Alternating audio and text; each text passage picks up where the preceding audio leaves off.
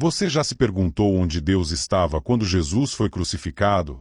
Entender esse problema pode transformar profundamente seu caminho de fé. Muitos acreditam que o pecado nos afasta de Deus e que, por ele ser puro e justo, não consegue sequer olhar para o pecado. No entanto, essa visão comum pode estar equivocada.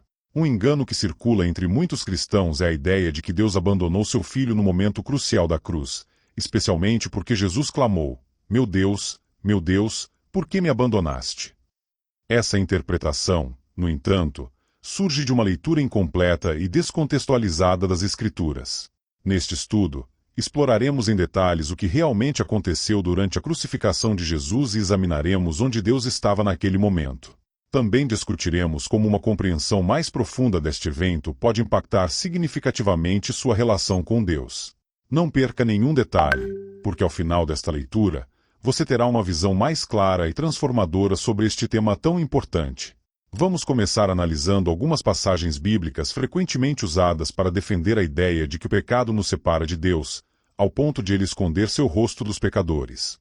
Por exemplo, no livro de Abacuque, capítulo 1, versículo 13, é dito que Deus não pode olhar para o mal. O profeta não está afirmando que Deus não pode ver o pecado, mas questionando por que Deus permite a existência do mal. Outra passagem comum é Isaías, capítulo 59, versículo 2, onde lemos: suas iniquidades os separam de seu Deus. Ao ler versos isolados sem considerar o contexto mais amplo, podemos chegar a mal-entendidos. No entanto, ao continuar lendo Isaías 59, até o versículo 15, veremos que Deus, na verdade, observa os pecadores e, em sua misericórdia, usa seu braço para trazer salvação. Em Gênesis, capítulo 3, versículo 8, após o pecado de Adão, ele se escondeu de Deus. Mas Deus não o abandonou. Mesmo após o pecado, Deus escolheu passear pelo jardim em busca de Adão, o que mostra que ele não se afasta de nós por causa do pecado. Caso contrário, ele nos procura, incluindo em meio aos nossos erros. Por isso, é essencial ler as Escrituras em seu contexto total para evitar mensagens confusas dos profetas que falam com a voz de Deus. A ideia de separação de Deus é impossível se considerarmos que é Cristo quem sustenta todas as coisas. Em Colossenses, capítulo 1, versículo 17, está escrito que ele é antes de todas as coisas, e todas as coisas subsistem por ele. De maneira semelhante, em Hebreus, capítulo 1, versículo 3, lemos que ele sustenta todas as coisas com a palavra do seu poder. Sabendo que Deus é onipresente, ou seja, está em todos os lugares ao mesmo tempo, afirmar que o pecado pode nos separar dele sugere que o pecado tem mais poder que Deus, o que claramente não é verdade. Em Romanos, capítulo 5, versículo 20, encontramos: onde o pecado abundou, a graça superabundou. Agora, consideremos mais de perto dois mal-entendidos comuns sobre o grito de Jesus na cruz: Deus meu, por que me abandonaste? Esta declaração, encontrada em Mateus, capítulo 27, versículo 46, é frequentemente interpretada como um sinal de que Deus abandonou Jesus. No entanto, precisamos analisar mais profundamente. Todas as orações de Jesus começaram com Abba, Pai, uma expressão carinhosa que significa Pai. Então, o que ele estava realmente dizendo? Refletindo sobre essas palavras de Jesus na cruz: Deus meu, por que me abandonaste? Entende-se que ele não estava expressando um sentimento de abandono por parte de Deus. Na realidade, Jesus estava fazendo uma referência direta ao Salmo 22, escrito por Davi, amplamente reconhecido como uma profecia sobre os sofrimentos do Messias. Ao citar o Salmo 22, Jesus estava direcionando os ouvintes para a promessa de vitória e redenção que o Salmo anuncia em seu final. O Salmo começa com um clamor de desespero, mas termina com a certeza da fidelidade de Deus e sua capacidade de salvar. Portanto, longe de expressar um desespero total, as palavras de Jesus na cruz foram uma afirmação de fé, um lembrete de que mesmo em meio ao sofrimento extremo, Deus permanece presente e agindo para o bem de seu povo. Você sabia que o Salmo 22 começa exatamente com as palavras: Deus meu, por que me abandonaste? Esta frase está profundamente conectada com a experiência de Jesus na cruz. Ao citá-la, Jesus estava sinalizando para aqueles ao seu redor que ele estava cumprindo uma profecia, indicando que tudo o que estava acontecendo naquele momento havia sido previsto séculos antes. Assim, o grito de Jesus não foi um grito de desespero, mas uma afirmação poderosa de sua identidade como Messias.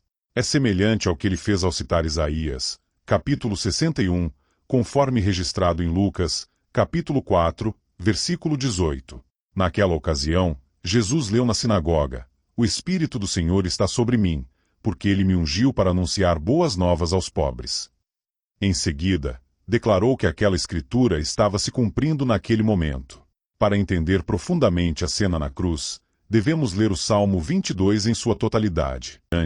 No versículo 16, descreve: "Traspassaram-me as mãos e os pés." No versículo 18, menciona: "Dividiram as minhas roupas entre si e tiraram sortes pelas minhas vestes."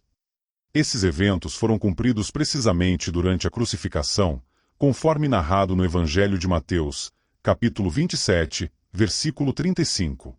A parte final do Salmo 22 é particularmente significativa. Davi conclui dizendo que ele o fez, o que se alinha com as palavras finais de Jesus na cruz: "Tudo está consumado." Isso revela o cumprimento das profecias messiânicas, confirmando que tudo estava se desenrolando de acordo com o plano divino. Então, onde estava Deus enquanto Jesus morria na cruz? Para responder a isso, recorremos às palavras de Paulo em 2 Coríntios, capítulo 5, versículo 19. "Deus estava em Cristo, reconciliando consigo o mundo, não levando em conta os pecados dos homens." Isso significa que, longe de esconder seu rosto, Deus estava ativamente presente, operando na reconciliação entre a humanidade e Ele mesmo. Não apenas Deus não estava contando nossos pecados contra nós, mas estava em Cristo, restaurando nosso relacionamento com Ele. Essa conexão divina nunca poderia ser quebrada. Essa mensagem é expandida em Romanos, capítulo 8, versículos 38 e 39, onde Paulo nos assegura que nem a morte nem a vida, nem anjos nem demônios, nem o presente nem o futuro, nem qualquer poder, nem altura nem profundidade, nem qualquer outra coisa na criação, incluindo o pecado, pode nos separar do amor de Deus que está em Cristo Jesus, nosso Senhor.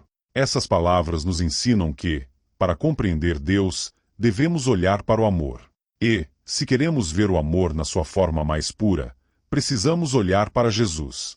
O clímax desse amor foi visível na cruz, onde a magnitude da graça divina foi totalmente revelada. Assim, podemos concluir que Jesus não veio ao mundo para mudar a percepção de Deus sobre a humanidade. Ele veio para transformar nossa percepção de Deus. Jesus queria mostrar que Deus não é distante ou indiferente, mas profundamente envolvido e apaixonado por cada um de nós. Ele ensinou, em Mateus, capítulo 5, versículo 45, que o Pai faz nascer o seu sol sobre maus e bons e faz chover sobre justos e injustos. Isso significa que o amor e a graça de Deus se estendem a todos, independentemente de suas ações. Mesmo quando vacilamos, Deus não nos abandona. Pelo contrário, Ele nos procura como um pai que corre ao encontro do filho pródigo, conforme contado na parábola de Lucas, capítulo 15. Jesus nos ensinou sobre o profundo amor do Pai através dessa história emblemática encontrada no Evangelho de Lucas, capítulo 15. Nessa narrativa, um homem tem 2 filhos, e o mais jovem, impacientemente, pediu ao pai sua parte da herança. O pai, sem hesitação, dividiu seus bens entre os 2. Pouco tempo depois, o filho mais novo reuniu tudo o que tinha e partiu para uma terra distante, onde gastou toda a sua riqueza de maneira irresponsável e pecaminosa. Sem pensar nas consequências, não demorou muito para que toda a sua riqueza se esgotasse. Coincidentemente, uma severa fome atingiu aquela região. Desesperado e sem recursos, o filho se viu em grande necessidade. Mesmo assim, o pai não o esqueceu. Assim como na parábola, o amor de Deus é constante e sempre busca restaurar aqueles que se perderam.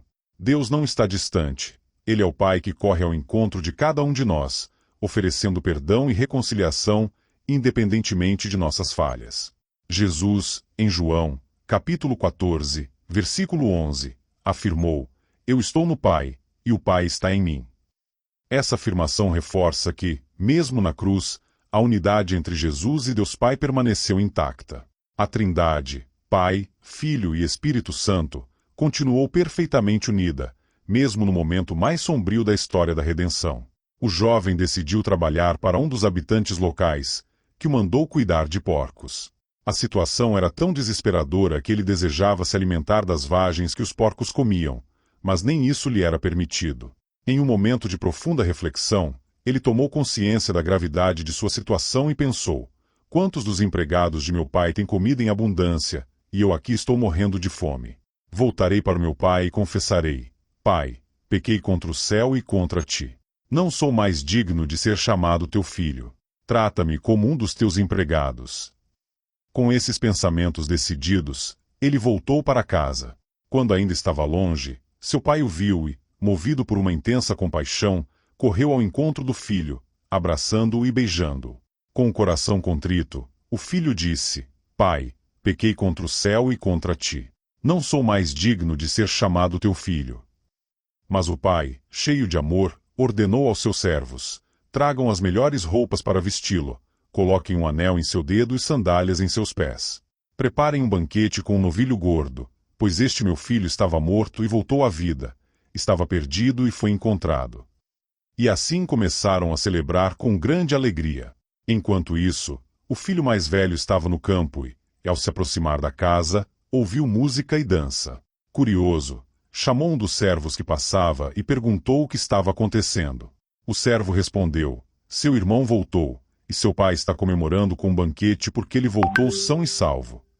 Porém, o filho mais velho ficou furioso e se recusou a entrar. Seu pai saiu para falar com ele, mas o filho, ressentido, disse: todos esses anos tenho trabalhado como um servo para ti, sem nunca desobedecer às tuas ordens, e tu nunca me deste sequer um cabrito para eu festejar com meus amigos. Mas quando esse teu filho que desperdiçou teus bens volta, tu matas o novilho gordo para ele. Com paciência e ternura, o pai respondeu: meu filho, tu sempre estás comigo, e tudo o que tenho é teu. Mas era necessário celebrar, porque este teu irmão estava morto e voltou à vida, estava perdido e foi encontrado. Esta parábola revela claramente como Deus nos vê quando nos afastamos dele. Ao contrário do que muitos podem pensar, o Pai não nos abandona por causa de nossos erros. Ele está sempre pronto para nos receber de volta com amor e companheirismo. Imagine o Criador do Universo correndo ao seu encontro, abraçando e beijando você com ternura, não importa o que você tenha feito. O amor de Deus por nós é tão grande que, em vez de punição, Ele nos oferece sua graça, que nos leva ao arrependimento, como mencionado em Romanos, capítulo 2, versículo 4. Da próxima vez que cometer um erro, lembre-se dessa história e saiba que Deus não está zangado com você. Ele está apaixonado por você. Essa mensagem tocou o seu coração? Não se esqueça de refletir sobre isso e compartilhar essa verdade com seus amigos e parentes.